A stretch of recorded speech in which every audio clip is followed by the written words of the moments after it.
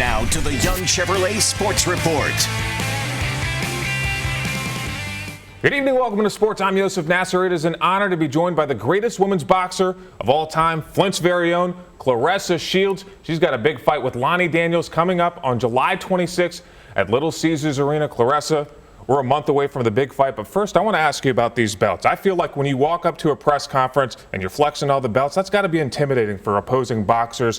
What do you think about the pride that you take in being able to show your hard work on display when you're preparing for a big fight? Well, I got 17 world titles, so this is very light, the ones that I walk around with. You can buy jewelry and you can buy like the nice clothes and the nice hair, but you can't buy world championship belts. So it's very prideful for me, and I like to carry them around because I worked hard for them, and I don't want to just put them up in a closet and just hang them there. So I like for everybody else to see them, be able to touch them and hold them, and I work very, very hard for them. You could stop boxing today and you'd go down as the greatest women's boxer in history. What keeps you going? Why decide to continue to take these fights with Lani Daniels and whoever's next? What keeps you going?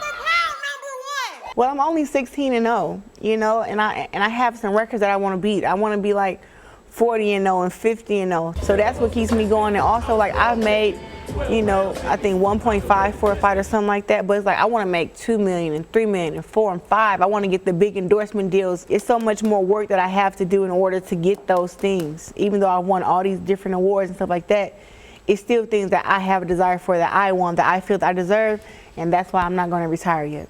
You said yesterday you want to make Lani quit. Yeah. What do you see in your preparation, maybe studying her, that makes you feel like you can do that? Well, one, for me, just seeing her boxing skills. You know, I had to take on a big girl back up in February, Danielle Perkins, and Danielle Perkins was not to be played with. Now we have Lani, who, me and her are around the same size. She's just shorter. She's aggressive and everything, but I don't think that she'll be strong as Danielle Perkins. You know, and also have that Danielle Perkins had stamina to take pain. I don't think that Lani Daniels has that. And I'm going to test her chin and test her stomach and test her face throughout the whole fight. And I don't think the ref's going to have a hard job.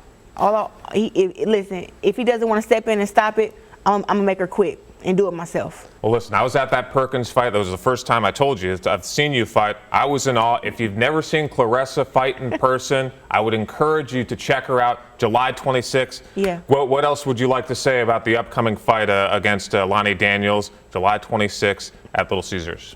Listen, July 26th, get y'all tickets at Little Caesars Arena.